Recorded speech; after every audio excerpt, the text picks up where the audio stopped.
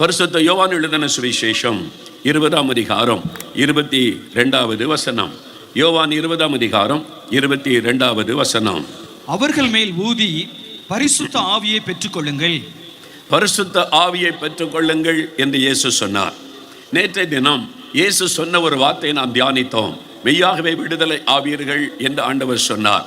அவர் சொன்ன மாதிரியே அநேகருக்கு விடுதலை கொடுத்து பாவத்திலிருந்தும் சாபத்திலிருந்தும் வியாதியிலிருந்தும் பிசாசு கட்டிலிருந்தும் விடுதலை கொடுத்து மகிழ பண்ணினார்.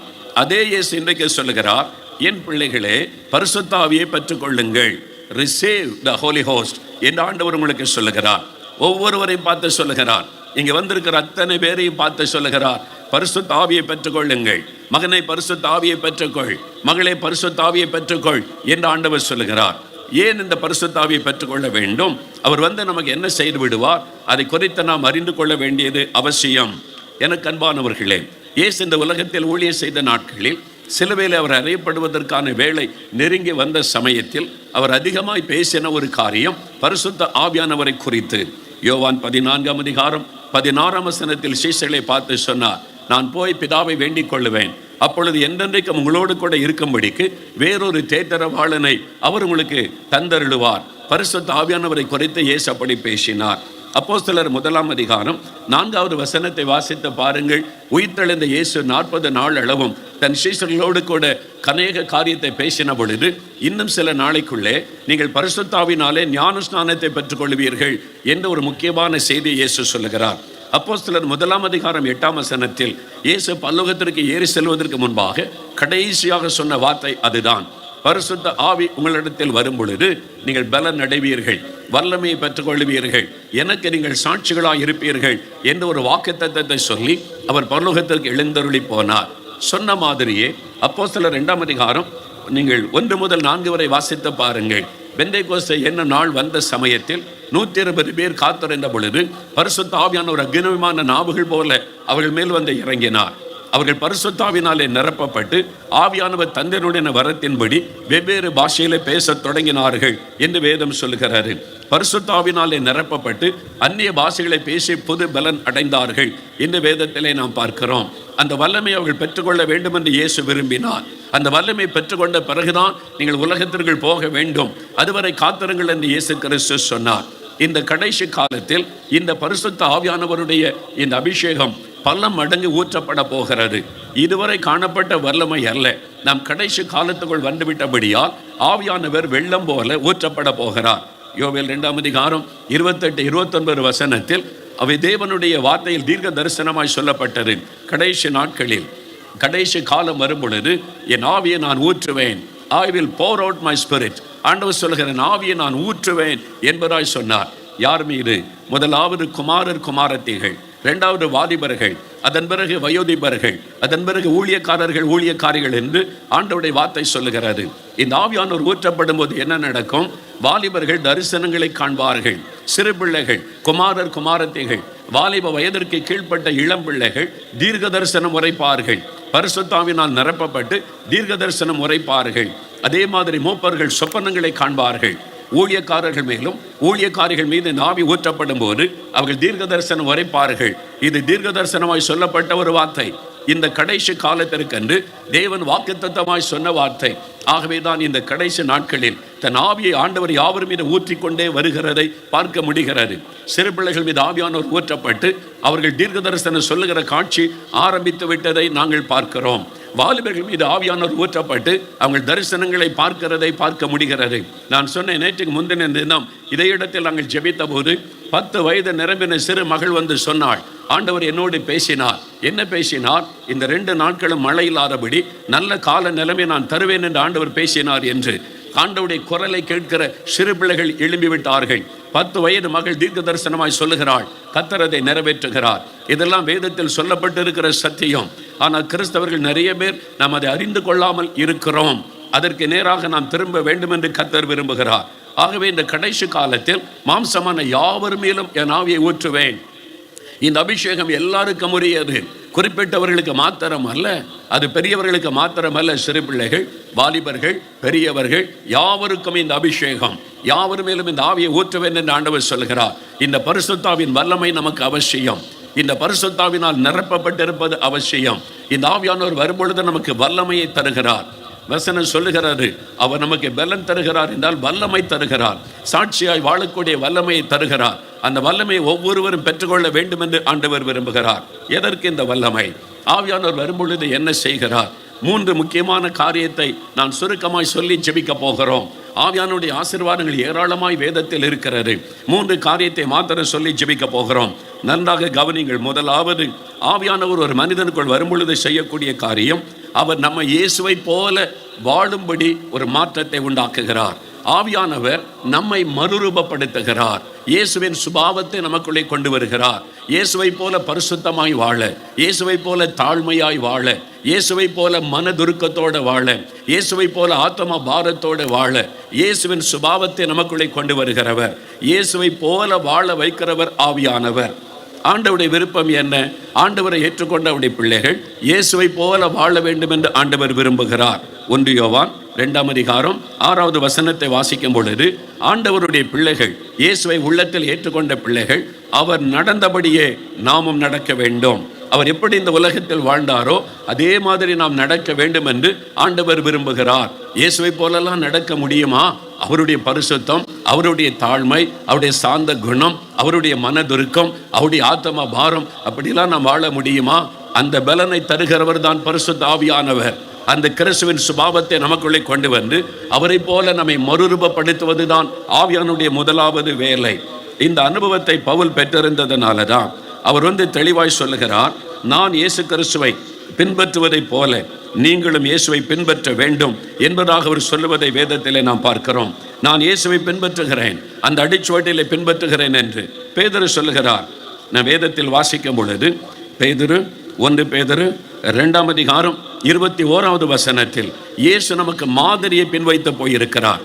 அவருடைய அடிச்சுவட்டில் நடக்கும்படிக்கு அவர் மாதிரியை பின்வைத்து போயிருக்கிறார். இப்படித்தான் நீங்கள் வாழ வேண்டும், இப்படித்தான் நடந்து கொள்ள வேண்டும், சத்துருவை நேசிக்க வேண்டும், உங்களைப் போல மற்றவர்களை நேசிக்க வேண்டும், என்னிடத்தில் கற்றுக்கொள்ளுங்கள், நான் சாந்தமும் மனத்தாழ்மையுமாய் இருக்கிறேன், அப்படித்தான் நீங்கள் இருக்க வேண்டும், நான் பரிசுத்தமுள்ளவராய் இருக்கிறதை போல நீங்களும் பரிசுத்தமுள்ளவளாய் இருங்கள். இதையெல்லாம் இயேசு நமக்கு கற்றுக் கொடுத்து இப்படித்தான் வாழ வேண்டும் என்பதை ஆண்டவர் நமக்கு போதித்தார். அப்ப அவரை போல எப்படி இந்த உலகத்தில் வாழ முடியும் என்றால் அந்த பலனை தருகிறவர் பரிசுத்த ஆவியானவர். இயேசுவை போல வாழ வைக்கிற சுபாவத்தை நமக்குள்ளே கொண்டு வருகிறவர் பரிசுத்த ஆவியானவர். அப்போஸ்தலர் நடபடிகள் 2ஆம் அதிகாரத்தில் ஆவியானவர் ஊற்றப்பட்ட பிறகு இயேசுவின் சீஷர்களாய் மாறினவர்கள், இயேசுவால் தொடப்பட்டு அவரை பின்பற்றினவர்களை குறித்து வேதம் சொல்லுகிற சாட்சியை பாருங்கள். அப்போஸ்தலர் 2ஆம் அதிகாரம் 46வது வசனத்தை வாசிக்கும் போது, அவர்கள் எப்பொழுதும் மகிழ்ச்சியோடு இருந்தார்கள். எருசலேமிலே அந்த தேவ ஜனங்கள், ஆதி திருச்சபை விசுவாசிகள், பாடுகள் இருந்தது, உபத்திரம் இருந்தது, நெருக்கம் இருந்தது, ஆனால் எப்பொழுதும் மகிழ்ச்சியோடு இருந்தார்கள். ஏன் எனக்கு இந்த பாடு, ஏன் எனக்கு இந்த நெருக்கம்? அழுது கொண்டிருக்கவில்லை, பயந்து கொண்டிருக்கவில்லை, எப்பொழுதும் மகிழ்ச்சியோடு இருந்தார்கள். அதுதான் ஆவியானவர் கொடுக்கிற உன்னதமான ஒரு அனுபவம். அது மாத்திரமல்ல, கபடற்ற இருதயம் உள்ளவளாய் இருந்தார்கள். சூதுவாதில்லாத ஒரு இருதயம், அவங்களுக்குள்ள பொறாமை இல்லை, பெருமை இல்லை, அடுத்தவளை பற்றி பேசுவதில்லை, அடுத்தவளை தாழ்வாய் நினைப்பது இல்லை, கபடில்லாத ஒரு இருதயம். வேதம் சொல்லுகிறது, தேவனுடைய ஆவினால் நிரப்பப்பட்ட தேவ பிள்ளைகள் எப்படிப்பட்டவளாக இருந்தார்கள், ஆதி திருச்சபையிலே தேவ ஜனங்கள் எப்படி இருந்தார்கள். ஆவியானவர் அப்படிப்பட்ட மாற்றத்தை உண்டாக்கினார். நமக்குள்ளும் அந்த மாற்றத்தை அவர் உண்டாக்க முடியும். ஆனால் அதற்கு நம்மை அர்ப்பணித்துக் கொள்ள வேண்டும். ஆவியானுடைய ஆளுகைக்கு நம்மை அர்ப்பணித்துக் கொள்ள வேண்டும். கிறிஸ்தவர்கள் என்று நாம் சொல்லுகிறோம். இயேசு கிறிஸ்துவை பின்பற்றுகிறவர்கள், இயேசு கிறிஸ்துவை ஏற்றுக்கொண்டவர்கள். யார் கிறிஸ்தவர்கள்? வேதம் என்ன சொல்லுகிறது தெரிகிறதா? அப்போஸ்தலர் நடபடிகள் 11ஆம் அதிகாரம் 26வது வசனத்தை வாசித்து பாருங்கள். அந்தியோகியா பட்டணத்தில் பெரிய சபை இருந்தது. எருசலேமுக்கு பிறகு அந்தியோகியாவில் பெரிய சபை. நிறைய பேர் இயேசுவை ஏற்றுக்கொண்டு அவரை பின்பற்ற ஆரம்பித்தார்கள். இயேசுவை பின்பற்றக்கூடிய சீஷர்களுக்கு கிறிஸ்தவர்கள் என்கிற பெயர் வழங்கப்பட்டது. மனம் திரும்பி ரட்சிக்கப்பட்டு இயேசுவின் அடிச்சுவட்டில் நடக்கிற சீஷர்கள் தான் கிறிஸ்தவர்கள் என்று அழைக்கப்பட்டார்கள் என்று வேதவசனம் சொல்லுகிறது. அப்படியே நம்மை குறித்த என்ன? கையில் சிகரெட்டை ஊதுகிறவன் எப்படி கிறிஸ்தவனாக இருக்க முடியும்? மதுபானத்தை குடித்து கொண்டு அலப்பறை பண்ணுகிறவன் எப்படி கிறிஸ்தவனாக இருக்க முடியும்? குடித்து விட்டு வந்து மனைவியை அடித்து வேதனை படுத்துகிறவன் எப்படி இயேசுவின் சீஷனாக இருக்க முடியும்? வேலையில் லஞ்சம் வாங்குகிற ஒரு மனிதன் எப்படி இயேசுவை பின்பற்றுகிற சீஷனாக இருக்க முடியும்? ஊழல் பண்ணுகிற ஒரு மனிதன் எப்படி ஆண்டவருடைய சீஷனாக இருக்க முடியும்? ஒரு புருஷனுக்கு கீழ்ப்படியாத ஒரு பெண் எப்படி இயேசுவின் சீஷியாக இருக்க முடியும்? பெற்றோருக்கு கீழ்ப்படியாத அடங்காத பிள்ளைகளாய், பெற்றோரை மதிக்காதபடி அவமதிக்கிற பிள்ளைகள் எப்படி இயேசுவின் சீஷர்களாக இருக்க முடியும்? சீஷர்கள் தான் கிறிஸ்தவர்கள் என்று அழைக்கப்பட்டார்கள். இயேசுவின் அடிச்சுவட்டிலே நடக்கிறவர்கள், அவரை பின்பற்றுகிறவர்கள், அவர்கள் தான் தேவனுடைய பிள்ளைகள். இப்படிலாம் வாழ முடியுமா இந்த உலகத்தில்? அப்படிப்பட்ட ஒரு வாழ்க்கையை தருவதுதான் பரிசுத்த ஆவியானுடைய வல்லமை. அதற்கு தான் இந்த அபிஷேகம் நமக்கு அவசியம். அந்த ஆவியானவர் நம்ம அழகாய் கிறிஸ்தவ சுபாவத்துக்குள்ளே நடத்துவார், நம்மை உருவாக்குவார், இயேசு கிறிஸ்து சுபாவத்தை நமக்குள்ளே கொண்டு வருவார். நீங்கள் ஆண்டவரை நெருங்க நெருங்க, பரிசுத்த ஆவிக்குள்ளே நிரம்பி ஜெபிக்க ஜெபிக்க ஜெபிக்க உங்களுடைய மாம்ச சுபாவங்கள் மாறி கிறிஸ்துவின் சுபாவம் உங்களுக்குள்ளே உண்டாகும். மன்னிக்கிற சுபாவம், சத்தர்களை நேசிக்கிற சுபாவம், எல்லாரிடத்தில் அன்பு காட்டுகிற சுபாவம், நன்மை செய்கிற சுபாவம், உண்மையாயிருக்கிற சுபாவம், பரிசுத்தத்தை வாஞ்சிக்கிற சுபாவம் உங்களுக்குள்ளே உண்டாகும். 100% பரிசுத்தமாய் வாழ முடியாவிட்டாலும் பரிசுத்தமாய் வாழ வேண்டிய தாகமும் அதற்கான முயற்சியும் இருந்து கொண்டே இருக்கும். அந்த தாகத்தை கொண்டு வருகிறவர் பரிசுத்த ஆவியானவர். அப்ப இயேசுவை போல நம்மை மறுரூபப்படுத்துகிறவர் பரிசுத்த ஆவியானவர். 2 சாட்சி சொன்னா உங்களுக்கு புரியும். விழுப்புரம் மாவட்டத்திலிருந்து ஒரு கிராமத்திலிருந்து ஒரு ஏழை தாயார் அவங்களுடைய வாழ்க்கையில் நடந்த அந்த அனுபவத்தை பகிர்ந்து கொண்டார்கள். அவங்க மாடுகளை வைத்து, பண்ணை வைத்து பால் வியாபாரம் செய்கிறவர்கள், கிறிஸ்துவை அறியாதவர்கள், ஆனால் ரொம்ப பக்தி உள்ளவர்கள். அவங்களுக்கு ஒரு 10 வருஷத்துக்குள்ள அவருடைய மாடுகளில், அந்த மாடுகள் பெரிய பண்ணை வச்சிருக்கிறாங்க, கன்றுக்குட்டி போட்ட உடனே மரித்து விடும். 200 கன்றுக்குட்டிகள் மரித்து விட்டார். 10 வருஷத்துக்குள்ள 200 கன்றுக்குட்டிகள் மரித்து விட்டு பிறந்த உடனே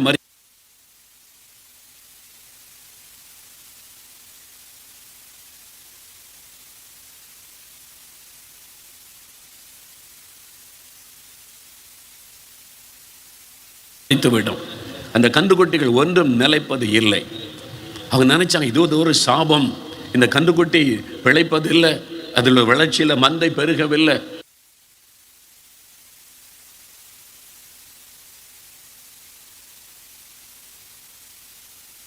அதனால சாபம், இந்த சாபம் மாற பரிகாரம் செய்ய வேண்டும் என்று பரிகாரம் எல்லாம் செய்தாங்க. பணம் செலவு பண்ணி மாட்டுக்கு கொண்டு வந்து தாயத்தை கட்டினார்கள்.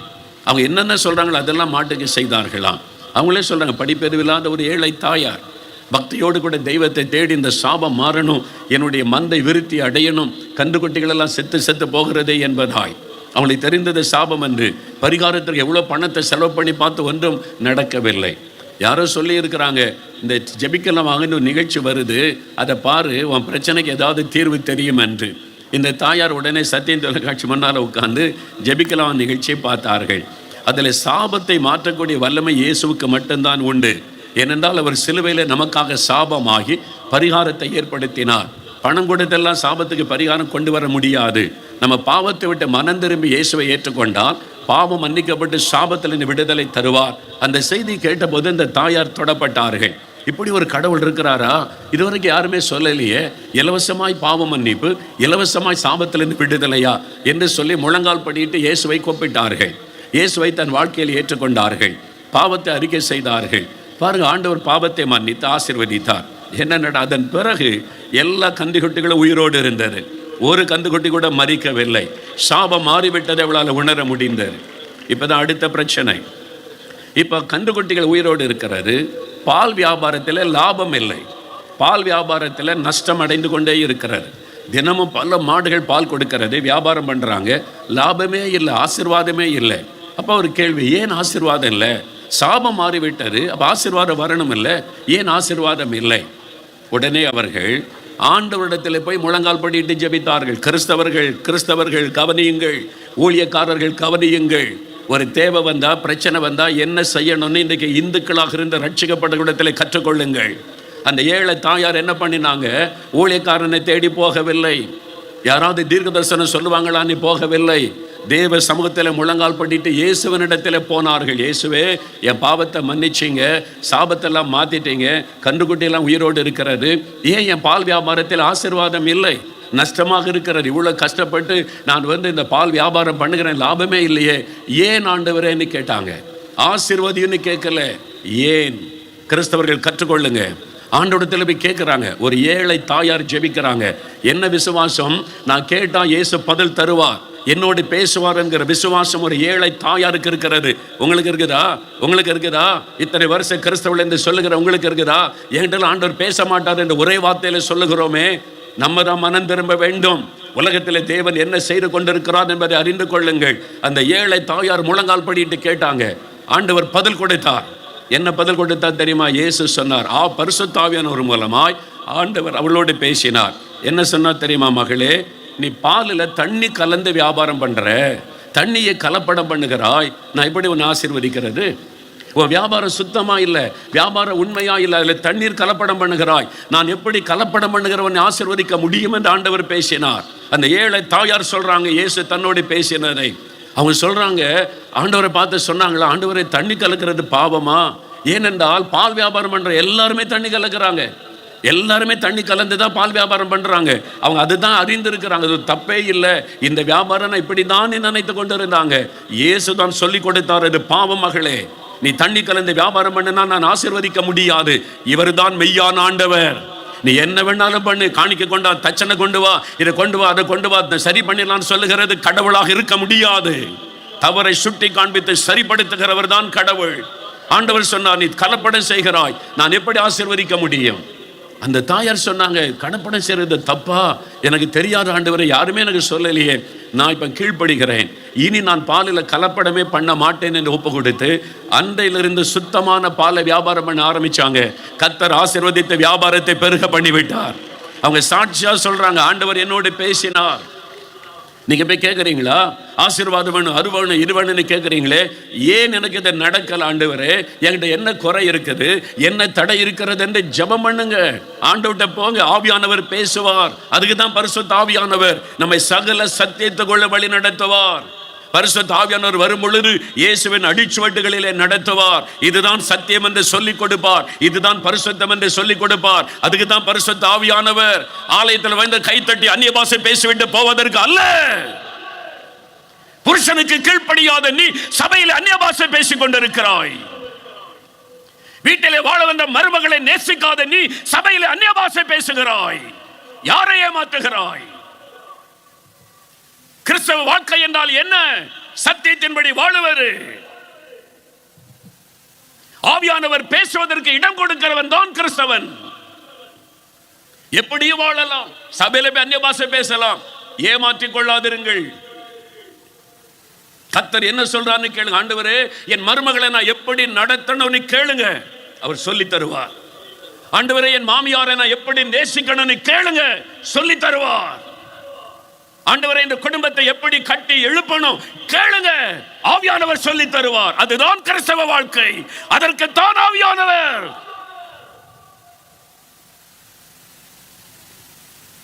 லஞ்சம் வாங்கி கொண்டு கலப்பட பிசினஸ் பண்ணி கொண்டு இதெல்லாம் பிசினஸ் நேக் என்று சொல்லி கொண்டு சபையில் வந்து காணிக்க படைச்சிட்டா பரலோகத்துக்கு போக முடியாது. சத்தியத்தின்படி வாழ்வதற்கு அழைக்கப்பட்டவர்கள், வேத வசனத்தின்படி வாழ வழி நடத்துகிறவர் ஆவியானவர். இயேசுவை போல வாழ நடத்துகிறவர் ஆவியானவர். யோசித்து பாருங்க, இன்னைக்கு ஒரு காலேஜில், ஸ்கூலில், ஒரு கவர்மெண்ட் ஆஃபீஸில் வேலை செய்கிறீங்க. கவர்மெண்ட் வேலை தான் வேணும், இந்த வேலை தான் வேணும்னு சரி, 8 மணி நேரம் வேலை செய்தானே சம்பளம் கொடுக்குறாங்க. 8 மணி நேரம் உண்மையாக வேலை செய்கிறீங்களா? எத்தனை பேர் லேட்டாக போகிறோம், எத்தனை பேர் முந்தி வந்து விடுகிறோம், ஓப்பி அடிக்கிறோம், ஏமாற்றுகிறோம். நீ வாங்குகிற சம்பளம் சாபமாய் மாற காரணம் என்ன? உண்மையில்லை, உன் வேலையில்லை, வேலையிலே உண்மை இல்லை.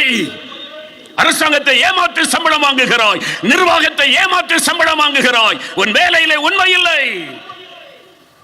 எது கிறிஸ்தவ வாழ்க்கை? ஆவியானவருடைய நடத்துதலின்படி பரிசுத்த வாழ்க்கை வாழ வேண்டாம். இயேசுவை போல வாழ நடத்துவார். ஆவியானவர் என்ன சொல்லுகிறான்னு கேட்டு கேட்டு கேட்டு அதன்படி வாழ்கிற கிறிஸ்தவ வாழ்க்கை தான் உண்மையான வாழ்க்கை. அதுக்கு தான் ஆவியானவர். நீ இப்படி நடக்கணும், இது செய்யக்கூடாது, இப்படி நடக்கூடாது, இப்படிதான் நடக்கணும். நிறைய பேர் அதுக்கு கேள்வி செவியே கொடுக்கறது இல்லை. ஆண்டவர் பேச இடம் சும்மா கையை தட்டிட்டு அந்நிய பாஷை பேசிடுறது. ஆண்டவர் பேச டைமே கொடுக்கறது இல்லை. நீ செய்யறதெல்லாம் சரி நீ நினைத்து கொண்டிருக்கிறாய்.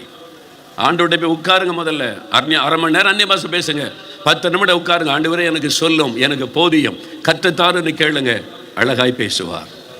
நீ என்ன செய்யணும்? இதை செய்யக்கூடாது மகளே, இதை செய்யக்கூடாது மகனே, இதெல்லாம் சரிப்படுத்து. இன்னொரு ஆச்சரியமான காரியம் தெரியுமா? ஒரு ஐயா, அவங்க கிறிஸ்தவர் அல்லாத கூட இந்து குடும்பம், அவருக்கு திருமணமாகிய பிள்ளைகள்லாம் இருக்கிறாங்க, ரட்சிக்கப்பட்டார்.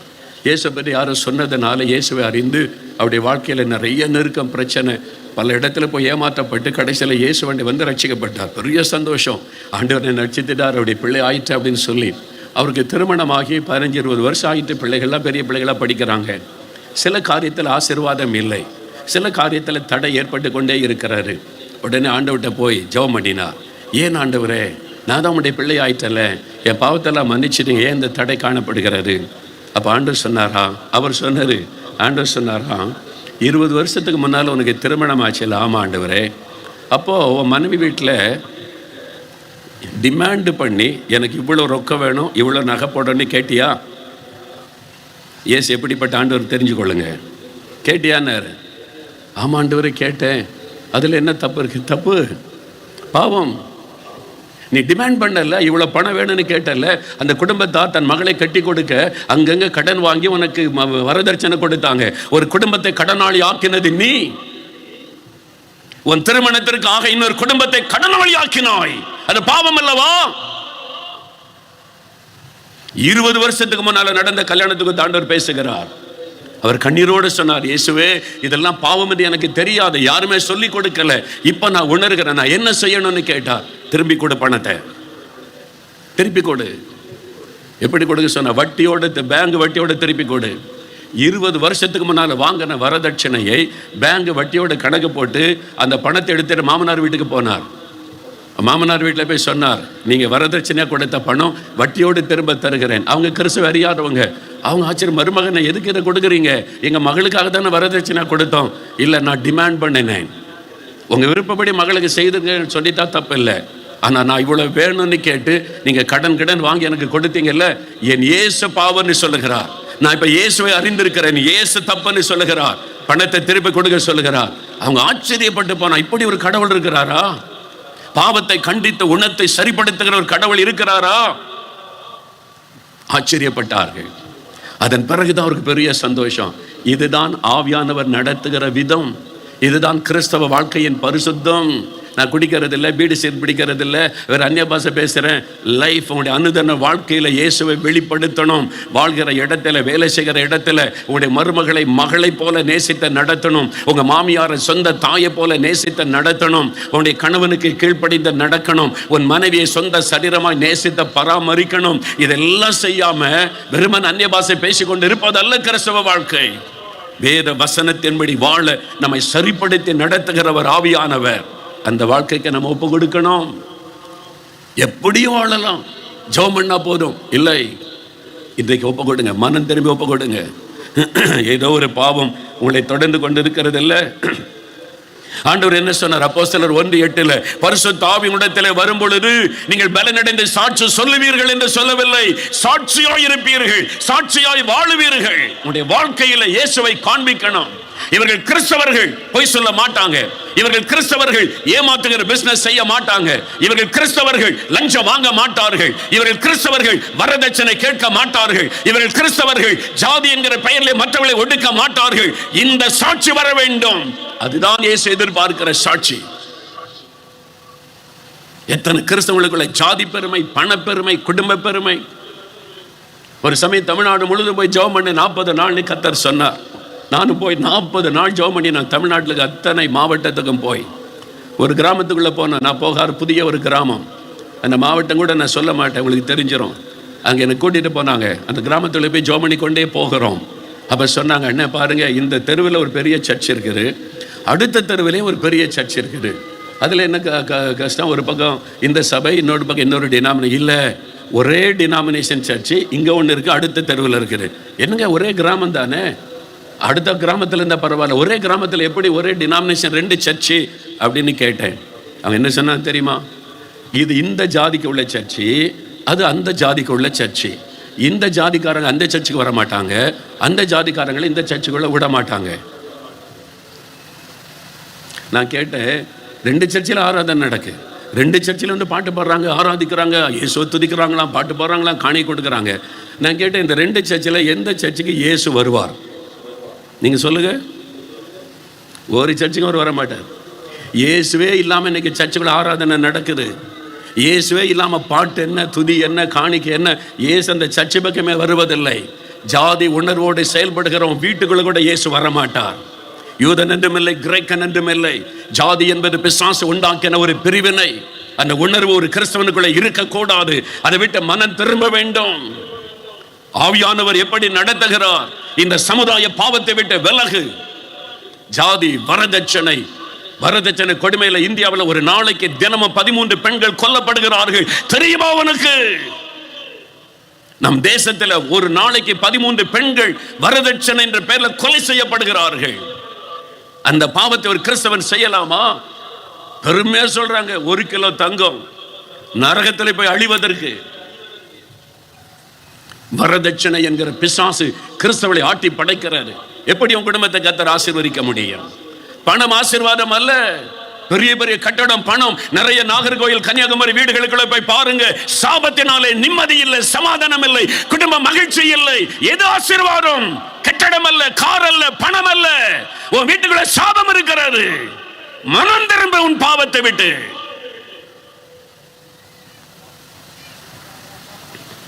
பரிசுத்த ஆவியானவர் வரும் பொழுது பரிசுத்த பாதையில நடத்துவார். சத்தியத்தின்படி நட. இதான் வசனம், இதுதான் இயேசுவின் விருப்பம். இப்படித்தான் நடக்கணும். அப்படி நடத்துகிறவர் ஆவியானவர். இரண்டாவது, இந்த ஆவியானவர் வரும் பொழுது என்ன செய்கிறார்? இயேசுவைக்காக நம்மை வாழ வைக்கிறார். முதலாவது, இயேசுவை போல வாழ வைக்கிறவர் ஆவியானவர். இரண்டாவது, இயேசுவுக்காக நம்மை வாழ வைக்கிறவர் ஆவியானவர். இன்னைக்கு கிறிஸ்தவங்க எதுக்காக வாழ்றோம்? ஆண்டு விட்ட போய், ஆண்டவரே அதை கொடுங்க, இதை கொடுங்க, எனக்கு அதை தாங்க, பிள்ளைக்கு வெற்றி கொடுங்க, கற்பத்தின் கனி கொடுங்க, வீடு கொடுங்க, அது கொடுங்க, எல்லாம் கேட்கிறோம். நம்ம சீஷரா மாறினா, விசுவாசிகளுக்கு சீஷருக்குள்ள வித்தியாசம் என்ன? சீஷர்களா மாறினா ஆண்டவருக்காக நான் என்ன செய்யணும் அப்படின்னு செயல்படவும் தான் சீஷர்கள். எதுக்கு எடுத்தாலும் அதை தாங்க, இதை தாங்க கேட்டுக்கொண்டே இருக்கிறவர்கள். இன்னைக்கு அப்படிப்பட்ட கிறிஸ்தவர்கள் தான் பெருகி விட்டோம். ஆனா பவுல் சொல்லுகிறார் கலாத்தியர் 2:20, இயேசுவோடு கூட சிலுவையில் அறையப்பட்டேன், ஆயினும் நான் பிழைத்திருக்கிறேன். நான் அல்ல, இயேசு எனக்குள் பிழைத்திருக்கிறார். அவருடைய அடிச்சுவட்டிலே நடக்கிறேன். 1 கொரிந்தியர் 11:1 சொல்லுகிறார், நான் இயேசுவை பின்பற்றுவதை போல என்னை பின்பற்றுங்கள். இப்படிதான் இயேசு நடக்க சொல்லி இருக்கிறார். அப்படிதான் நான் நடப்பேன், என்னை பின்பற்றுங்கள், இயேசுவை பின்பற்றுங்கள். இயேசு இந்த இடத்தில் இருந்தால் என்ன செய்வார் என்று யோசித்து கிறிஸ்தவர்கள் செயல்பட வேண்டும் என்று ஆண்டவர் விரும்புகிறார். 1 கொரிந்தியர் 10:30 வாசிக்கிறோம், புசித்தாலும் குடித்தாலும் எதை செய்தாலும் கர்த்தருக்கென்று செய்யுங்கள். நான் வாழ்வது இயேசுவுக்காக, நான் சாப்பிட்டால் இயேசுவுக்காக, நான் உடுத்தினால் இயேசுவுக்காக, நான் படித்தால் இயேசுவுக்காக, நான் வேலை செய்தால் இயேசுவுக்காக, நான் பிசினஸ் பண்ணினால் இயேசுவுக்காக, நான் என்ன செய்தாலும் இயேசுவுக்காக, இயேசுவுக்காக, எனக்காக சிலுவை சுமந்து மரித்த இயேசுவுக்காக. அப்படிப்பட்ட சிந்தையோடு வாழ வைக்கிறவர் தான் ஆவியானவர். எபேசியர் 5:2 வாசித்து பாருங்கள். இயேசு கிறிஸ்து நம் மீது அன்பு கூர்ந்து தன்னுடைய ஜீவனையை சிலுவையில் ஒப்புக்கொடுத்ததை போல நீங்களும் அன்பிலே நடந்து கொள்ளுங்கள். இயேசுவை போல அன்பு, இயேசுவை போல தாழ்மை, இயேசுவை போல ஆத்ம பாரம், இயேசுவை போல ஜெபம். அந்த வாழ்க்கைக்கு நம்ம அர்ப்பணிக்கணும். அவங்க தான் இயேசுவை பின்பற்றுகிறவர்கள். நாம் சுயநலவாதிகளாய் மாறிவிட்டோம். எங்கே போனாலும் எனக்கு என்ன கிடைக்கும், இயேசு எனக்கு என்ன தருவார், எனக்கு இதையே போதித்து நிறைய பேர். இயேசு உன்னை பணக்காரன் ஆக்கிடுவார். அவர் சிலுவையிலே மரித்தரே உன்னை பணக்காரன் ஆக்க. சில கள்ள உபதேசம். நம்முடைய தேவை அவர் சந்திப்பார். நம்மள ஒன்று கடன்காரனை வைக்க மாட்டார். உன் தேவை நான் சந்திப்பேன் வாக்கு கொடுத்திருக்கிறார். அவனை ஆசீர்வதிப்பேன், அது ரெண்டாவது, அது முக்கிய காரியம். உன்னை பணக்காரனாகத்தான் அவர் சிலுவையிலே மரித்தார். அதனால நீ பணக்காரன் ஆயிடலாம். அந்த வீடு கட்டு, இந்த வீடு கட்டு, இந்த காரை வாங்கு. 148 கோடி மக்கள், அழிந்து கொண்டிருக்கிற ஆத்துமாக்கள், உண்மையான தெய்வத்தை அறியாதபடி பாவத்தில் சாபத்தில் அழிந்து கொண்டிருக்கிற மக்கள். இந்த மக்களை இயேசுக்குள்ளே நடத்த நான் என்ன செய்யட்டும்? அந்த மக்களுக்காக செபிக்கணும், சுவிசேஷம் சொல்லணும், என் இயேசுக்காக ஏதாவது செய்யணுமே. இந்த ஆத்திரத்தோடு வாழ்கிறவர்கள் தான் கிறிஸ்தவர்கள்.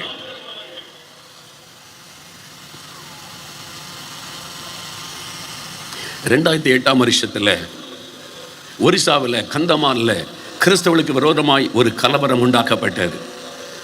அந்த கலவரத்தில் 4 மாதங்கள் தொடர்ச்சியாக கிறிஸ்தவர்கள் தாக்கப்பட்டாங்க. 400 ஆலயங்கள் இடிக்கப்பட்டது. ஒரிசாவில் 40 பெண்கள் கற்பழிக்கப்பட்டாங்க. 100 பேருக்கு மேலே இரத்த சாட்சியாய் மரித்தார்கள். ஒரிசாவில் கந்தமால் மாவட்டத்தில் 56,000 கிறிஸ்தவர்கள் பாதிக்கப்பட்டாங்க. 4 மாதங்கள் கிறிஸ்தவர்கள் தாக்கப்பட்டு உபத்திரவனை கேள்விப்பட்ட உடனே நான் அங்கே போவதற்கு முயற்சி பண்ணினேன். அங்கே இருக்கிற ஊழியக்காரர்கள் சொன்னாங்க, இப்போ வராதங்க, சூழ்நிலை சரியில்லை, நாங்கள் சொல்லும்போது வாருங்கள் என்று. 4 மாதம் கழித்து நான் போனேன். நேரடியாய் நான் போனேன். 4 மாதம் கழித்து நாங்கள் போனோம். இயேசுவின் ஊழியத்திலிருந்து நானும் போயிருந்தேன்.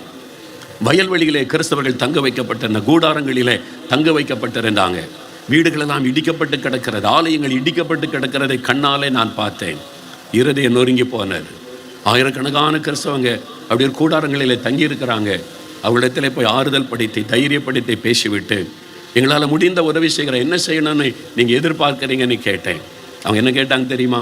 இடிந்து கிடக்கிற வீட்டை கட்டி கொடுங்கன்னு கேட்கல, இடிந்து கிடக்கிற ஆலயத்தை கட்டி கொடுங்கய்யான்னு கேட்டாங்க. அந்த ஏழை மக்கள் நாங்கள் ஜெபம் பண்ணி இயேசுவின் ஊழியத்தின் மூலமாய் 100 ஆலயங்களுக்கு மேலாக நம்ம திரும்ப கட்டும்படி கர்த்தர் உதவி செய்தார். 2 கிறிஸ்தவ கிராமங்களுக்கு அத்தனை வீடுகளையும் கட்டி அந்த மக்களை திரும்ப குடியிருக்க வைக்க ஆண்டவர் உதவி செய்தார். அங்கே 2-3 முறை நான் போயிருக்கிறேன். அதில் முக்கியமான விஷயம் என்ன தெரியுமா? இத்தனை பாடுகள், அதில் நிறைய பேர் கொல்லப்பட்டாங்க. அப்படி மனைவிமார், குழந்தைகள், விதவைகள் ஒரு மிஷன் கேம்பஸில் தங்க வைக்கப்பட்டிருக்கிறாங்கன்னு அறிந்து அவர்களை சந்திக்க நான் போனேன். நிறைய பேரை பார்த்த விதவைகள் கணவனை கொலை பண்ணிட்டாங்க, விதவைகளாக இருக்கிறாங்க. வீடுகளெல்லாம் எடுத்துக்கொண்டாங்க, இடித்து போட்டுட்டாங்க. அந்த கேம்பஸில் இருக்கிறாங்க. அதில் ஒரு சகோதரியை பார்த்தேன். ஒரு கை குழந்தை இடுப்பில் வச்சுருக்கிறாங்க. ஒரு 3 வயது குழந்தை பக்கத்தில் நிற்கிறது, 2 குழந்தைகள். நான் அவங்களுடைய டிரான்ஸ்லேட்டரை வைத்து அவங்களோட நான் பேசினேன். என்ன நடந்தது அம்மா என்று சொல்லி கேட்டேன்.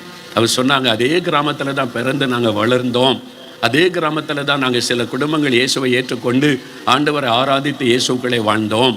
திடீரென்று கிறிஸ்தவங்களுக்கு விரோதமாய் ஒரு கலவரத்தை தூண்டி எழுப்பினாங்க. நம்மளாம் ஒரே கிராமத்தில் தானே ஒன்றா வசிக்கிறோம் என்பதாக நினைத்து கொண்டோம். ஆனால் அதே கிராமத்தில் இருந்த மக்களை எங்களுக்கு விரோதமாய் தூண்டி எழுப்பினாங்க. மத வெறி கொண்டவர்கள், மத வெறி உள்ள சிலர் வந்து தூண்டி எழுப்பி கிறிஸ்தவங்களை கொல்லுங்க, வெட்டுங்க, இந்த ஊரை விட்டு விரட்டுங்கன்னு சொல்லி, அதனால நாங்கள் ஊரை விட்டு இரவோடு இரவாக போய்விட்டோம். சில வாரங்கள் கழித்தது, எல்லாம் சரியாகிவிட்டது என்று நானும் என் கணவரும் 2 பிள்ளைகளும் கிராமத்துக்கு திரும்பினோம். நாங்கள் வந்தபோது கிராமமே எங்களை சூழ்ந்து கொண்டாரு. கிராமமே சூழ்ந்து கொண்டது. வாலிபர்கள் கையில் பெரிய பெரிய தடிகள், கடப்பாறுகளோடு நின்றார்கள். அவங்க சொன்னாங்க, இயேசு கடவுள் இல்லைன்னு மறுதளிச்சா இந்த கிராமத்துக்குள்ளே வரலாம், இல்லாவிட்டால் உன்னை கொன்று போடுவோம் என்றார்கள். அவங்க சொன்னாங்க, இயேசு எங்களுக்காக ரத்தம் சிந்தினவர், எங்களுக்காக மரித்தவர், என்னை மீட்டு கொண்டவர், அவர் தான் எங்களுடைய ஆண்டவர், அவரை மறுதளிக்க முடியாது. அவங்க சொன்னாங்க, ஊரை திரண்டு நின்று போராடுறாங்க, சத்தமிடுறாங்க, கொண்டு போடுவோம், இயேசு கடவுள் இல்லைன்னு சொல்லு, இயேசு வேண்டான்னு சொல்லு, அப்படின்னா தான் இருக்க முடியும். கலவரம் அதிகமாகி, கூச்சல் அதிகமாகி, கொல்லுவோம் என்று தீவிரமாக எழும்பினதினால கடைசியில் அந்த சகோதரி சொன்னாங்க, நானும் என் கணவரும், சரி எங்களை விட்டுருங்க, நாங்கள் இந்த ஊரை விட்டு போயிடுறோம், எங்கள் வீடுங்க தான் இருக்குது, சொத்துங்க தான், ஒன்று எங்களுக்கு வேண்டாம், இயேசுவை எங்களால் விட முடியாது, இயேசு தான் எங்களுக்கு எல்லாமே. அதில் உறுதியாக நின்றாங்க. இயேசுவின் மேலே உள்ள அன்பில் நாங்கள் போயிடுறோம், இந்த கிராமமே வேண்டாம், நீ போயிடுற, விட்டுருங்கன்னா விட முடியாது. எப்படி அந்த மத வெறி அந்த மக்களுக்குள்ளே காணப்பட்டது பாருங்க. விட முடியாது, நீ இயேசுவை மறுதளிக்கணும், அதை கொண்டு போடுவோம். அதுதான் ரத்த வெறி பிடித்த ஒரு வெறித்தனம்.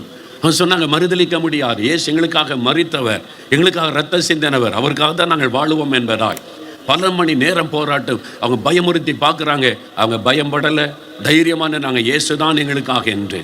ஒரு வாலிபன் கையில் இந்த கடப்பாறையால் ஓங்கி அவருடைய கணவருடைய தலையில் அடித்தான்.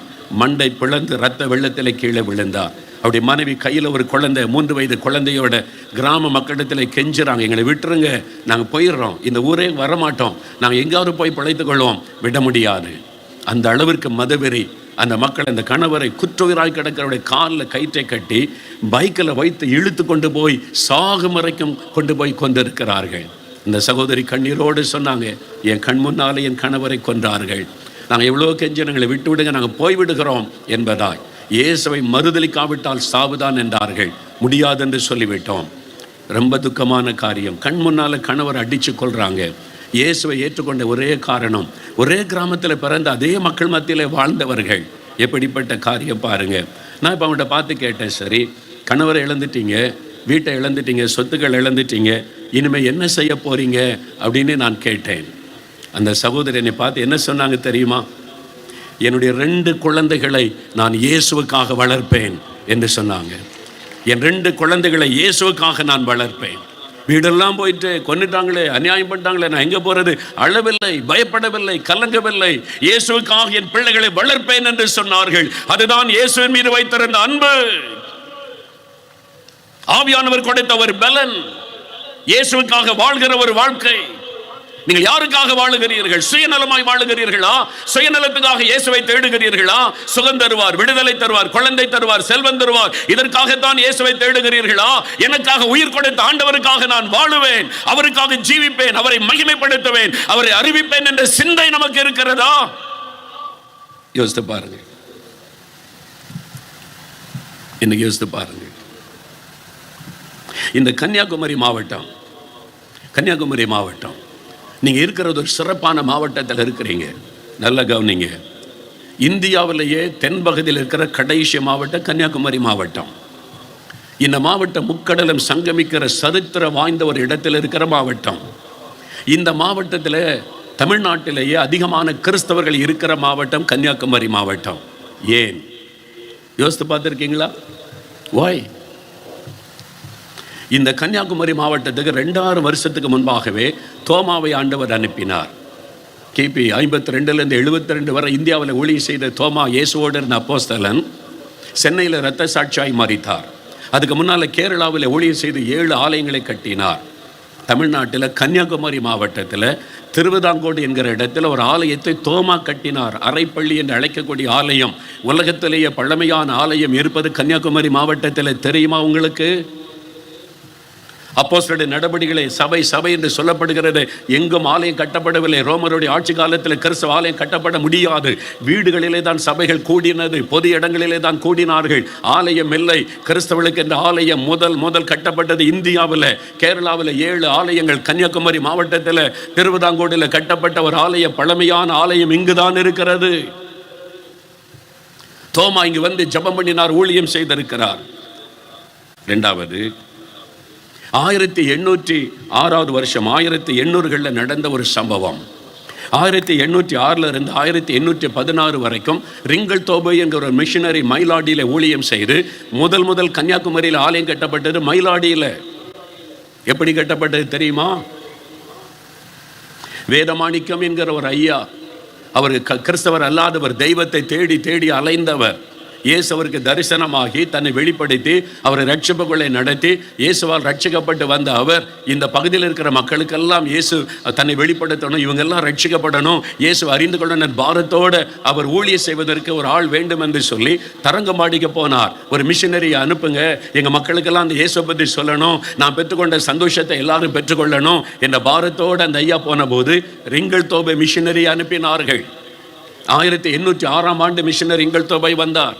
அவர் மூலமாய் மயிலாடு பகுதியில் ஊழியம் நடைபெற்று நிறைய பேர் இப்படி ஒரு கடவுள் இருக்கிறாரா, மரித்த உயிரோடு இருக்கிறாரா, சாபத்தை மாற்றுவாரா, அந்த இயேசுவை நிறைய பேர் ஏற்றுக்கொண்டார்கள். அவங்க ரட்சிக்கப்பட்ட போது இவங்களுக்கு ஒரு ஆலயம் கட்ட வேண்டும் என்று ஒரு பிளான் போடப்பட்டது. அந்த நாட்களில் ராஜாக்களுடைய ஆட்சி நடைபெறுகிறது.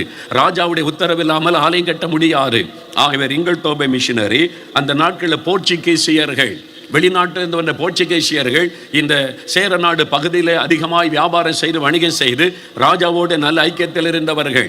ரிங்கல் தோபை மிஷனரி கர்னல் மெக்காலே என்பவரிடத்தில் போய் போர்ச்சுகீசிய அந்த கர்னலிடத்தில் போய் பேசின, ராஜாவிடத்தில் பெர்மிஷன் வாங்கி கொடுங்க, ஒரு ஆலயம் கட்ட வேண்டும் என்பதாக. அவர் போய் ராஜாவுக்கு முன்பாக இந்த விண்ணப்பத்தை வைத்தபோது இந்த செய்தி நாகர்கோயில் பகுதியில் இந்த திவான் வேலுத்தம்பி என்பவருடைய காதுக்கு வந்தது. கிறிஸ்தவங்க இருக்கிறாங்களா, இங்க சர்ச்சு கட்ட போறாங்களா, எவ்வளவு கிறிஸ்தவங்க, கணக்கெடுத்தால் நிறைய கிறிஸ்தவர்கள். அந்த திவான் வேலு தம்பிக்குள்ளே மத வெறியினாலே கிறிஸ்தவர்கள் யாரும் இந்த மாவட்டத்தில் இருக்கக்கூடாது, இந்த பகுதியில் இருக்கக்கூடாது என்று கொலை வெறியோடு கிறிஸ்தவர்களை வெட்டி கொண்டான். கால்களை வெட்டி, கைகளை வெட்டி, உடலை துண்டு துண்டாக வெட்டி வயல் நிலங்களிலே போட்டு ஏராளமான பேர், 100கணக்கான பேர் இந்த மாவட்டத்தில் இரத்த சாட்சியாய் மரித்தார்கள். தெரியுமா உங்களுக்கு? 1806 வருஷத்தில் நடந்தது. இந்த மாவட்டத்தில் 100கணக்கான கிறிஸ்தவர்கள் கொலை செய்யப்பட்ட, ரத்தம் சிந்தப்பட்ட ஒரு இடம், இரத்த சாட்சிகள் மரித்த ஒரு இடம். ரிங்கல் தோபை மிஷனரியை கொலை செய்வதற்கு அந்த மனிதன் திவான் தேடினான். அவரை கொண்டு போய் மறைத்து வைத்து பாதுகாத்தார்கள். ஒரு யுத்தத்திலே ஆண்டவர் அவனை மரணத்திற்கு ஒப்பு கொடுத்தார். திவான் வேலுத்தம்பி மரித்து போனான். அதன் பிறகு பெங்கல் தோபை மிஷினரி ராஜாவிடத்தில் உத்தரவு வாங்கி முதலாவது ஆலயம் கட்டப்பட்டது மயிலாடியில. இரத்த வெள்ளத்திலே சபை ஸ்தாபிக்கப்பட்டது தெரியுமா? அங்குதான் முதலாவது ஸ்கூல் ஆரம்பிக்கப்பட்டது. பெங்கல் தோபை சொன்னார், மக்கள் படிச்சாதான் வாழ்க்கையில முன்னேற முடியும் என்று. அங்குதான் நாகர்கோயிலேயே முதல் பள்ளிக்கூடம் கிறிஸ்தவ மிஷனரினால் உருவாக்கப்பட்டது. காலப்போக்கில் அந்த ஸ்கூல் தான் நாகர்கோயிலுக்கு மாற்றப்பட்டு இப்பொழுது ஆங்கில பள்ளியாக இருக்கிறது. சரித்திரத்தை கொஞ்சம் போய் திரும்பி பாருங்க. நாகர்கோயிலில் இன்றைக்கு இவ்வளவு கிறிஸ்தவர்கள் வர காரணம் இரத்த சாட்சிகளுடைய ரத்தம். இயேசுவுக்காக மரிப்பதற்கு தங்கள் அர்ப்பணித்துக் கொண்டாங்க. அவங்க எல்லாம் உலக காரியத்தை தேடல, இயேசுவுக்காக வாழ்ந்தார்கள், இயேசுவுக்காகவே வாழ்ந்தார்கள். இன்னைக்கு உங்களுடைய நிலைமை என்ன? இன்னைக்கு இயேசுவுக்காக ஊழியர் செய்வதை விட காணிக்கைக்கு ஊழியர் செய்கிற ஊழியர்கள் பெருகிவிட்டார்கள். தசம பாகத்துக்கு ஊழியர் செய்கிற ஊழியர்கள் பெருகிவிட்டார்கள். வெறும் உலக ஆசீர்வாதத்திற்காக ஆண்டவரை தேடுகிற கிறிஸ்தவர்கள் பெருகிவிட்டார்கள். யாருக்காக வாழுகிறோம்?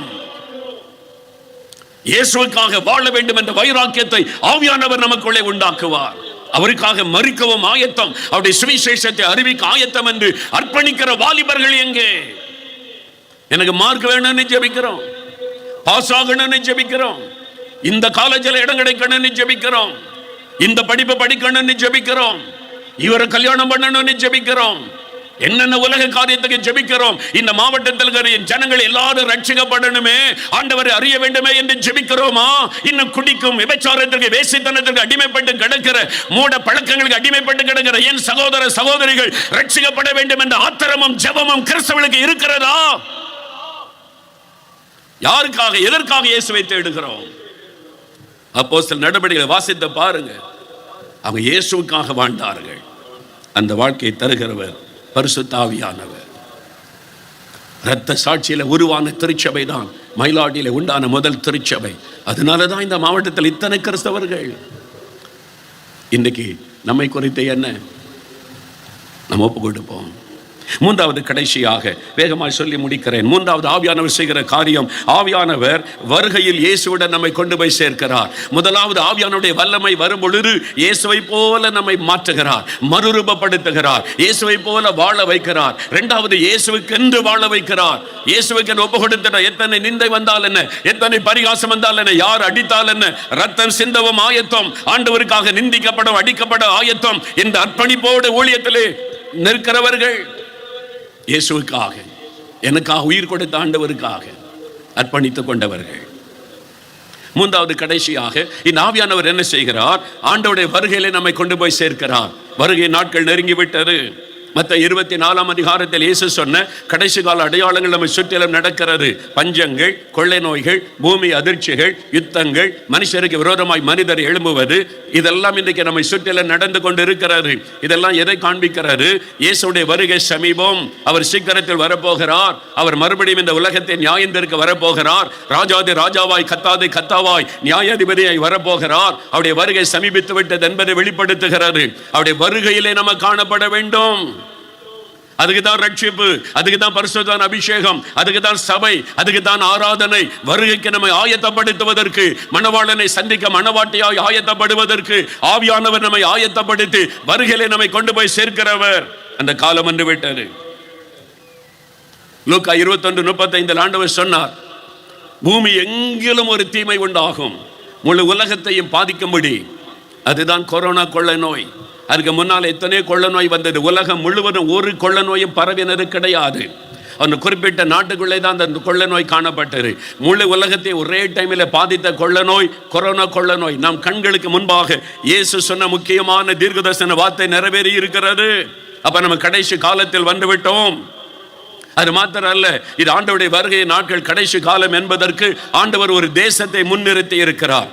கடந்த ஒரு வருஷமா பாருங்க, உலகம் முழுவதிலும் அத்தனை நாடுகளிலும் அத்தனை டிவி சேனல்களிலும் அத்தனை சோசியல் மீடியாக்களிலும் எல்லாருமே பேசக்கூடிய ஒரு தேசம் இஸ்ரவேல் தேசம், எருசலேம் பட்டணம், யூத மக்கள், இஸ்ரவேலர் என்ற வார்த்தை வந்து கொண்டே இருக்கிறது. குறை சொல்லுகிற மக்கள் ஒரு பக்கம், அதை ஆதரித்து பேசுகிற மக்கள் ஒரு பக்கம். அது நிமித்தமாக உலகம் எங்கும் இஸ்ரவேல் தேசத்தை குறித்த செய்தி பரவி இருக்கிறது. ஒரு முக்கியமான விஷயம், இயேசு கிறிஸ்துவை பற்றி செய்தியும், எருசலேமிலே இயேசு ரத்தம் சிந்தி மரித்த உயிர்த்தெழுந்ததையும் கிறிஸ்தவர் அல்லாதவர்கள் கூட அவன் உட்கார்ந்து சோசியல் மீடியாவில் பேசுகிறான், அந்த இடத்தை எல்லாம் காண்பிக்கிறான். என்ன அர்த்தம்? உலகம் முழுவதும் ஒரு செய்தி பரவுகிறது, இயேசு மரித்த உயிர்த்தெழுந்த ஆண்டவர், மனிதனுக்காக ரத்தம் சிந்த உயிர்த்தெழுந்தவர், அது எருசலேமில் தான் நடைபெற்றது என்பது உலகம் எல்லாம் இன்றைக்கு காண்பிக்கப்பட்டு விட்டது. அத்தனை தேசம் அதை குறித்து பேசுகிறது. காரணம் என்ன? இஸ்ரவேல் தேசம் தான் வருகைக்குரிய மிக முக்கியமான அடையாளம். தேவன் இந்த தேசத்தை அடையாளமாய் வைத்திருக்கிறார். இயேசு திரும்ப வரும் பொழுது எருசலேமுக்கு எதிராக இருக்கிற ஒலிவமலையிலே பாதங்கள் வந்து நிற்கும். இஸ்ரவேல் தேசத்திலே தான் கடைசி யுத்தம் நடைபெறும். இந்த வேதத்தில் எழுதப்பட்டிருக்கிறது. அர்மகதோன் யுத்தம் அங்குதான் நடைபெறும். அதற்கான ஆயத்தங்கள் நடைபெறுகிறது. உலகத்தின் எல்லா தேசங்களும் இன்றைக்கு இஸ்ரவேல் தேசத்துக்கு விரோதமாக தீர்மானங்களை நிறைவேற்றி கொண்டு வருகிறார்கள். கிறிஸ்தவ தேசங்கள் கூட இஸ்ரவேல் தேசத்துக்கு விரோதமாய் தீர்மானங்கள் ஏற்றி கொண்டு வருகிறார்கள். என்ன காரணம்? வேதத்தில் சொல்லப்பட்டிருக்கிறது, உலகத்தின் அத்தனை நாடுகளும் இயேசு இஸ்ரவேல் தேசத்துக்கு விரோதமாக எழும்பும். கடைசி காலத்துக்கான மிக முக்கிய அடையாளம் இஸ்ரவேல் தேசம். வேதத்தில் சொல்லப்பட்ட அத்தனை கண் முன்னால் நிறைவேறி கொண்டு வருகிறது நம்ம பார்க்கிறோம். அப்படி வருகை சமீபம். நாம் ஆயத்தப்படணும், வருகைக்கு ஆயத்தப்படணும். அதுக்கு ஆவியானவர் நம்ம ஆயத்தப்படுத்தி வருகையில இயேசுவை கொண்டு போய் சேர்க்கணும். அப்படி வருகையில நீங்கள் காணப்படாமற் போனால் பரிதாபத்திற்குரியவளாய் இருப்பீர்கள். அதற்கு உங்களை ஆயத்தப்படுத்திக் கொள்ள வேண்டும். இஸ்ரவேல் தேசம் எப்படி அடையாளம்? இந்த வேதத்தில் சொல்லப்பட்டது எல்லாம் நிறைவேறி கொண்டிருக்கிறார். அது எப்படி நம்புறது? இதுவரை சொன்னதெல்லாம் நடந்திருக்க. ஒரே ஒரு உதாரணம் சொல்லுகிறேன். கிபி 70 இயேசு கிறிஸ்து சிலுவையில் அறையப்படுவதற்கு முன்பாக ஒரு தீர்க்க தரிசனம் உரைத்தார். இந்த எருசலேம் தேவாலயம் ஒரு கல்லின் மேல் ஒரு கல் இராதபடி இடிக்கப்பட்டு போகும். இஸ்ரவேலர்கள் உலகம் முழுது சிதறடிக்கப்பட்டு போவாங்க. தீர்க்க தரிசனமாக எழுதப்பட்டு இருக்கிறார். அந்த தீர்க்க தரிசனம் கிபி 70 நிறைவேறினர். ரோமருடைய படையெடுப்பில் எருசலேம் தேவாலயம் இடிக்கப்படுகிறது. இஸ்ரவேலர் சிதறடிக்கப்படுகிறாங்க.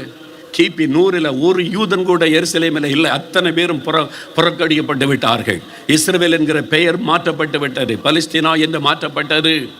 அந்த தேசத்தினுடைய பெயரை இல்லாமல் அழிக்கப்பட்டது கிபி 100. இப்போ இஸ்ரவேல் தேசமே இல்லை. அந்த மக்களே அங்கே இல்லை. உலகெல்லாம் சிதறடிக்கப்பட்டு கரைந்து போயிட்டாங்க. ஆனால் வசனம் சொல்லு, கடைசி நாளிலே திரும்ப இஸ்ரவேல் தேசம் எழும்பும். மறுபடியும் எருசலேம் பட்டணம் கட்டப்படும். தீர்க்க தரிசனமாய் சொல்லப்பட்டது நிறைவேறுகிறது. 1948 மே மாதம் 12ஆம் தேதி மறுபடியும் இஸ்ரவேல் தேசம் என்ற ஒரு தேசம் உருவாகிறது. 1900 வருஷம் இஸ்ரவேல் என்ற தேசமே இல்லை. 1900 வருஷத்துக்கு பிறகு மறுபடியும் அந்த தேசம் வருகிறது. எப்படி? வசனத்தில் சொல்லப்பட்டிருக்கிறது, தீர்க்க தரிசனத்தில் சொல்லப்பட்டிருக்கிறது. இந்த வசனம் உண்மை என்பதற்கு அது ஆதாரம். மறுபடியும் இந்த தேசம் உருவாகிறது. 1964 4 நாள் யுத்தத்தில் அவங்க முதல்ல சுதந்திரம் என்ற போது எருசலேம் அவங்க கையில் இல்லை. எருசலேம் மறுபடியும் அந்த ஸ்தானத்தில் கட்டப்படும் என்று தீர்க்க தரிசனம். 1964 மறுபடியும் 4 நாள் யுத்தம். எருசலேமை அவர்கள் கைப்பற்றுகிறார்கள். 2018 எருசலேம் தலைநகராக அறிவிக்கப்படுகிறது. அதுவரைக்கும் தெல் அவிவ் தான் தலைநகராக இருந்தது. வேத வசனம் சொன்ன அத்தனை தீர்க்க தரிசனங்கள் நிறைவேறி வந்து கொண்டு இருக்கிறது. இன்னைக்கு உலகத்தின் அத்தனை தேசங்களும் இஸ்ரவேல் தேசத்துக்கு விரோதமாக எழும்பும் என்ற வேத வசனத்தின்படி எல்லா தேசத்திலும் அந்த தேசத்துக்கு விரோதமான மக்கள் எழும்பி இருக்கிறாங்க. இது வசனத்தில் சொல்லப்பட்ட காரியம். இதெல்லாம் எதை குறிக்கிறது? அவருடைய வருகை சமீபம். அவர் சீக்கிரத்தில் வரப்போகிறார். அவர் வரும் பொழுது அவருடைய வருகை நாளிலே என்ன நடக்கும்? அவர் வரும் பொழுது மத்தேயு 25ஆம் அதிகாரம் 31ஆம் வசனம் முதல் வாசித்து பாருங்கள். அவர் ராஜாதி ராஜாவாய், கத்தாதி கத்தாவாய், நியாயாதிபதியாய் இயேசு திரும்ப வரப்போகிறார். முன்பு அவர் குழந்தையாய் பிறந்த ரட்சகராக அவர் இந்த உலகத்தில் மரிப்பதற்கு தன்னை ஒப்பு கொடுத்து வந்தார். ஆனால் இனிமேல் இயேசு வரும் பொழுது குழந்தையாக அல்ல, அவர் ராஜாதி ராஜாவாய் வருவார், கத்தாதி கத்தாவாய் வருவார், உலகத்தை நியாயந்திருக்கிற நியாயாதிபதியாய் வருவார் என்று வேதம் சொல்லுகிறது. அப்பொழுது மனுஷகுமாரன் தமது மகிமை பொறிந்தனவராய் சகல பரிசுத்தவான்களோடு வரும் பொழுது மகிமை உள்ள சிங்காசனத்தில் வைத்திருப்பார். இயேசு நியாயாதிபதியாய் மகிமையான சிங்காசனத்தில் எருசலேமை மையமாய் வைத்த முழு உலகத்தையும் இயேசு ஆட்சி பண்ண போகிறார். அவர்தான் ராஜாதி ராஜா, கத்தாதி கத்தா, முழு உலகத்திற்கும் ஆண்டவர், முழு உலகத்தையும் ஆட்சி பண்ண போகிற ஒரே நியாயாதிபதி. அவர் சிங்காசனத்தில் வீற்றிருப்பார். வேதம் சொல்லுகிறது, உலகத்தின் சகல ஜனங்களும் அவருக்கு முன்பாக கூட்டப்படுவார்கள் என்று வேத வசனத்தில் நாம் வாசிக்கிறோம். அவர் கூட்டப்படும் பொழுது செம்மறி ஆடுகளை வெள்ளாடுகளை வெவ்வேறாக பிரிப்பார். வலது பக்கத்திலே செம்மறி ஆடுகள், இடது பக்கத்திலே வெள்ளாடுகள் தனித்தனியாக பிரிப்பார். ஒரு கூட்டம் ரட்சிக்கப்பட்டு பரிசுத்தாவினால் நிரப்பப்பட்டு இயேசுவுக்காக வாழ்ந்து பரிசுத்தமாய் வாழ்ந்து தங்கள் ஓட்டத்தை முடித்தவர்கள் வலது பக்கத்திலே நிற்பார்கள்.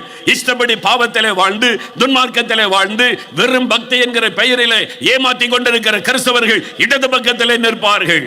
ஆண்டவர் சொல்லுகிறார், வலது பக்கத்திலே நிற்கிறவர்களை பார்த்து, என் பிதாவினால் ஆசீர்வதிக்கப்பட்டவர்களே, நீங்கள் பிதாவினுடைய அந்த சந்தோஷத்துக்குள் பிரவேசியுங்கள், மோட்ச பாக்கியத்தை அருளுவார்.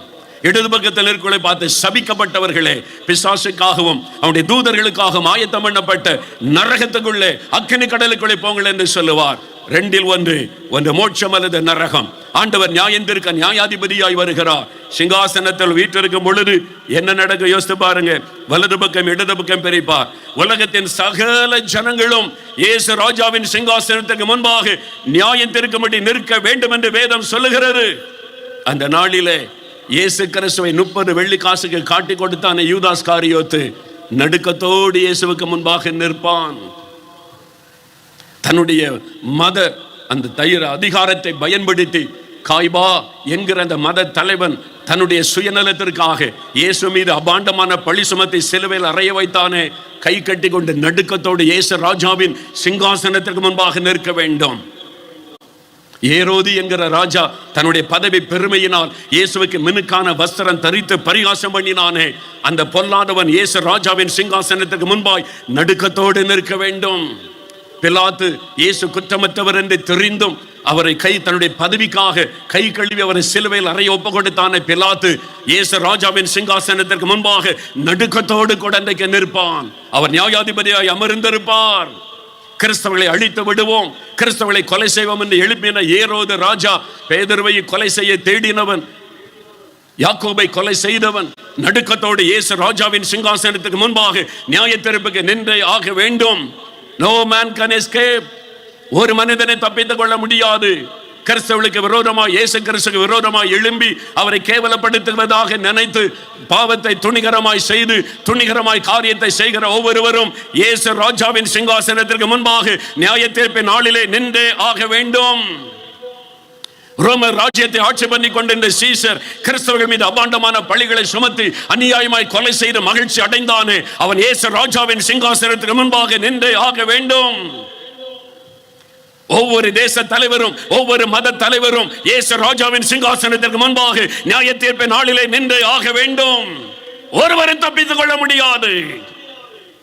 நீங்கள் எங்கே நிற்பீர்கள்? நீங்கள் எங்கே நிற்பீர்கள்?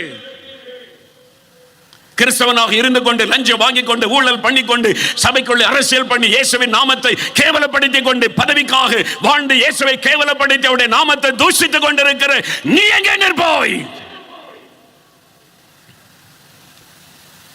கிறிஸ்தவன் என்று பெயர் வைத்துக் கொண்டு லஞ்சம் வாங்கிக் கொண்டு துணிகரமான பாவத்தை செய்து கொண்டு ஞாயிற்றுக்கிழமை பக்தியோடு காணிக்கை செலுத்தி விட்டேன் என்று சொல்லிக் கொண்டிருக்கிற நீ எங்கே நிற்பாய்? 5 நிமிடம் கூட ஜெபிப்பதில்லை, 5 நிமிடம் கூட வேதம் வாசிப்பதில்லை, அழிந்து கொண்டிருக்கிற மக்களை குறித்து அக்கறை இல்லை, என் ஜனங்கள் அழிகிறார்கள் என்ற பாரம் இல்லை, சுயநலமாய் வாழுகிற கிறிஸ்தவனே நீ எங்கே நிற்பாய்?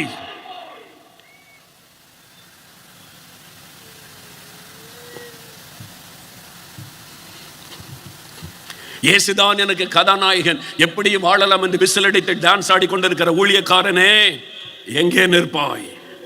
அந்த நாளிலே நீ நடுங்குவாய். இன்னைக்கு பரிகாசமா பேசுறியா, கிண்டலா பேசுகிறாயா, விசிலடைத்து நான் நடனம் ஆடி இதுதான் இயேசு என்று இயேசுவையை பரிகாசம் பண்ணக்கூடிய அளவிற்கு அவருடைய நாமத்தின் பரிசுத்தத்தை கொலைத்துக் கொண்டிருக்கிற பொல்லாதவனே, அந்த நியாயத்தீர்ப்பு நாளிலே நீ எங்கே நிற்பாய்? நடுங்கி போவாய் என்பதை அறிந்து கொள். No man can escape on the day of judgment. ஒரு மனிதனும் தப்ப முடியாது. உலகத்தில் இருக்கிற சாதாரண மனிதனில் இருந்து தேசத்தின் ஆளுகை செய்கிற உச்சத்தில் இருக்கிறவர்கள் வரைக்கும் ஒரு மனிதனும் தப்ப முடியாது. அநியாயங்களையும் அக்கிரமங்களையும் தேவன் கவனித்துக் கொண்டிருக்கிறார். அநீதிகளை கவனித்துக் கொண்டிருக்கிறார். அதிகாரத்தை துஷ்பிரயோகம் பண்ணுகிற அதிகாரிகளும் அரசியல்வாதிகளும் இயேசு ராஜாவின் சிங்காசனத்திற்கு முன்பாய் நின்றே ஆக வேண்டும். அறிந்து கொள். மக்களை ஏமாற்றலாம், மனிதர்களை ஏமாற்றலாம், ஓட்டு போட்ட மக்களை ஏமாற்றலாம். கவனித்துக் கொண்டிருக்கிற நீதி உள்ள நியாயாதிபதியை you cannot escape. ஏமாற்ற முடியாது. தேவன் சகலத்தையும் கவனித்துக் கொண்டிருக்கிறார். நியாயத்தீர்ப்பு நாளுக்காக ஏன் அவர் தாமதிக்கிறார்? ஆண்டவர் சொல்லுகிறார், வெளிப்படுத்தின விசேஷம் 22ஆம் அதிகாரம் 11-12, அநியாயம் செய்கிறவன் இன்னும் அநியாயம் செய்யட்டும். செய்து கொண்டே தான் இருப்பாரு கடைசி காலம். அநியாயம் செய்கிறவன் இன்னும் அநியாயம் செய்யட்டும். அக்கிரம நீதி உள்ளவன், அசுத்தமாக இருக்கிறவன் இன்னும் அசுத்தமாகட்டும். நீதி உள்ளவன் இன்னும் நீதி செய்யுங்க, பரிசுத்தமாகிறவன் இன்னும் பரிசுத்தமாகுங்க. ஆண்டவர் சொல்லுகிறார் வேதத்தின் கடைசி புஸ்தகம் கடைசி அதிகாரத்தில், அநியாயம் செய்கிறவன் இன்னும் அநியாயம் செய்யட்டும். அதிகாரத்தை துஷ்பிரயோகம் பண்ணுகிறவன் என்னை கேட்பதற்கு யார் இருக்கிறார்கள், என்னிடத்தில் சர்வ அதிகாரம் இருக்கு என்று சொல்லுகிறவன் சொல்லிக்கொண்டே இருக்கட்டும். அசுத்தமாய் இருக்கிறவன் அசுத்தமாய் இருக்கட்டும். நீதி செய்கிறவன் தொடர்ந்து நீதி செய்யுங்கள். பரிசுத்தம் உள்ளவர்கள் இன்னும் பரிசுத்தமாகுங்கள். அவர் சொல்லுகிறார், இதோ நான் சீக்கிரமாய் வருகிறேன். Behold, I come quickly. நான் சீக்கிரமாய் வருகிறேன். அவன் அவனுடைய கிரியைகளின்படி அவனுக்கு நான் அளிக்கும் பலன் என்னோட வருகிறது. சர்வலோகத்தின் ஆண்டவர், சர்வலோகத்தின் நியாயாதிபதி சொல்லுகிறார், ஒவ்வொருவனை நியாயம் தீர்க்கும்படி நான் வருகிறேன். அவனுடைய கிரியைகளுக்கு ஏற்ற பலனை கொடுக்கும்படி வருகிறேன் என்று ஆண்டவர் சொல்லுகிறார். லஞ்சம் வாங்குகிறவனே, உனக்குரிய பலன் வருகிறது. ஊழல் பண்ணுகிறவனே, உனக்குரிய பலன் வருகிறது. துன்மார்க்கனே, உனக்குரிய பலன் வருகிறது. இயேசுவின் நாமத்தை சொல்லி ஏமாற்றிக் கொண்டிருக்கிறவனே, உனக்குரிய பலன் வருகிறது. தேவனுடைய வார்த்தை சொல்லுகிறார், அவர் வருகிறார், நியாயாதிபதியாய் வருகிறார். இனி காலம் இல்லை, வாசற்படியிலே வந்து விட்டார். மனம் திரும்ப, மனம் திரும்ப, பரிசுத்த வாழ்க்கைக்கு ஒப்புக்கொடு. ஒரு பரிசுத்த வாழ்க்கைக்கு ஒப்புக்கொடு. இஷ்டப்படி வாழ்வதல்ல கிறிஸ்தவ வாழ்க்கை, பரிசுத்தத்துக்கு ஒப்புக்கொடு. சபை தேவனுடைய மனவாட்டி, பரிசுத்தமாய் ஊழியம் செய். சபையில செக்ரட்டரியா, ட்ரெஷரரா, கமிட்டி மெம்பரா, தாழ்மையோடு செய். அதிகாரம் பண்ணாத, சர்ச்சைக்குள் அரசியல் பண்ணாத. நியாயாதிபதி வருகிறார், நியாயம் தீர்த்து விடுவார். தாழ்மையாய் செய்யுங்க, தாழ்மையாய் செய்யுங்க. ஆத்ம பாரத்தோடு ஊழியம் செய்யுங்க. காணிக்கைக்காக ஊழியம் செய்யாருங்க, தசம பாகத்துக்காக ஊழியம் செய்யாருங்க. ஊழியத்துக்கு தசம பாகம் தேவை, ஆனால் தசம பாகத்துக்காக ஊழியம் செய்யக்கூடாது. ஒப்பு கொடுங்க. இயேசுவுக்காக, எனக்காக மரித்த இயேசுவுக்காக வாழுவேன், அவருக்காகத்தான் ஜீவிப்பேன், வசனத்தின்படி வாழுவேன் என்று அர்ப்பணிங்க.